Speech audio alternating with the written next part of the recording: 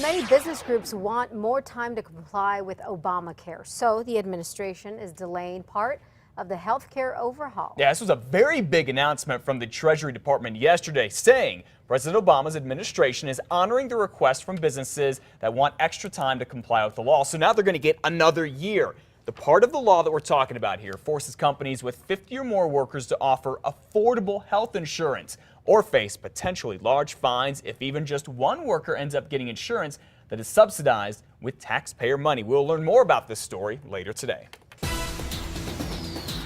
All right, in the midst of our 3-year drought, what many say the worst in a whole century, we're welcoming every drop of rain, particularly what we got overnight. But unfortunately, another community here in New Mexico now declaring a water emergency. Yeah, this time it is Cloudcroft that is drying up. Village officials in the southern mountain village say their springs and wells are extremely low because of the drought.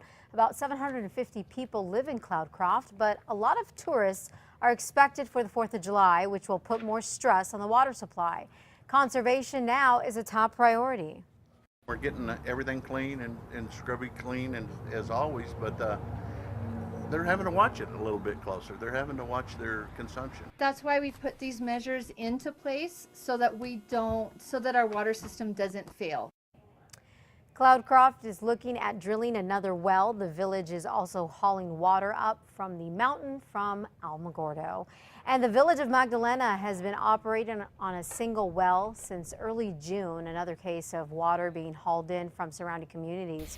The state's Environment Department has identified 290 communities that rely on one well or spring where groundwater is being pumped out faster than can be replenished naturally. We are receiving reports from across the state of water wells that are drying up, water wells that are decreasing in production, and the same thing with springs. One of the water systems identified is in Wagon Mound, which gets its water from a single spring. The village is working with the state to come up with a plan to upgrade its water system. Another area that's being hit hard by groundwater depletion is Maxwell. Village officials there have sent out reminders for years about water conservation. All recreation areas around Quemado Lake will be closed again today while crews search for 2 teenagers who went missing on Sunday. A second full day of searching for the 2 ended yesterday with no sign of him. Noah Hooper from Colorado and Seth Stevenson from Chaparral, 14 and 16 years old, disappeared Sunday at Quemado Lake. The 2 have been helping with summer programs at a religious camp for deaf children and others near reserve. Searchers have been looking in the water and the woods nearby. And today, helicopters and ground crews in Wyoming will continue to search for a missing cousin of New Mexico Senator Tom Udall. James Randy Udall didn't come back from a backpacking trip in the Wind River Mountains last week. He's 61 years old and is an experienced backpacker. He's also the brother of Colorado Senator Mark Udall.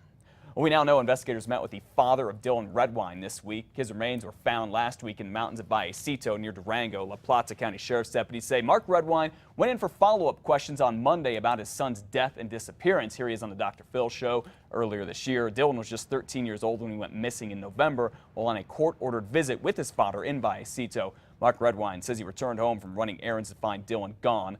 Mark and Dylan's mother, Elaine, are divorced. She accuses Mark of killing their son and confronting him on the Dr. Phil show earlier this year. Mark says that is simply not true. Well, if you're up in Santa Fe this 4th of July, you'll be hearing a lot about drinking and driving. The county has an anti-DWI radio blitz reminding folks not to drink and drive. Plus, it highlights a program that offers cab rides home.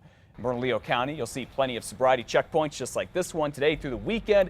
The state DOT reminds us. Sobering statistic here, 119 people have died on New Mexico's highways from the 1st of this year through May. 58 of those crashes involved alcohol. So if you're going to drink, please use a designated driver. Or get this, AAA has a free Tipsy Toes service. It starts at 6 tonight, goes through midnight tomorrow. Call 1-800-222-4357. That's 1-800-AAA-HELP. And your car and you will get a free ride home for 10 miles. Scary moments for an American Airlines flight from Albuquerque headed to Chicago. It was diverted to Kansas City yesterday morning after a passenger tried to open an emergency exit in the air.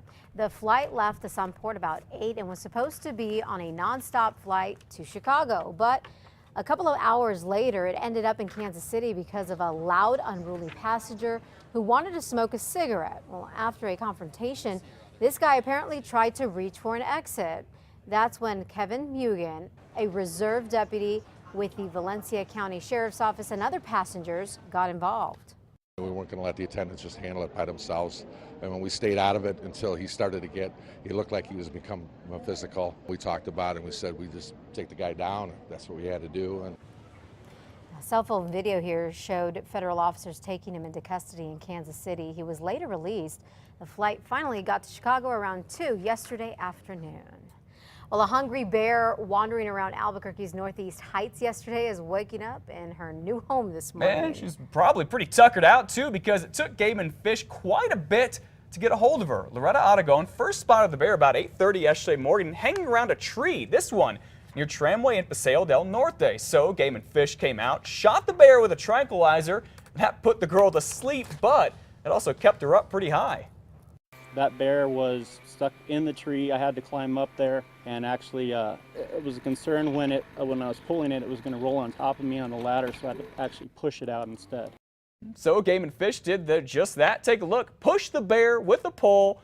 Poor girl fell onto one of those air pillows. She is okay. Game and Fish took her to a new home near Santa Fe. They think she is the same bear that had been in the Heights all week long, just looking for food and water because it is so dry. They're warning people: trash cans, bird feeders, anything outside, and particularly grease on your barbecue grills. Ooh. Clean that stuff off instantly. Yes. Don't leave it overnight, or you could have an unwelcome visitor. Very good advice. So glad that ended the way it did. Absolutely. All right, 5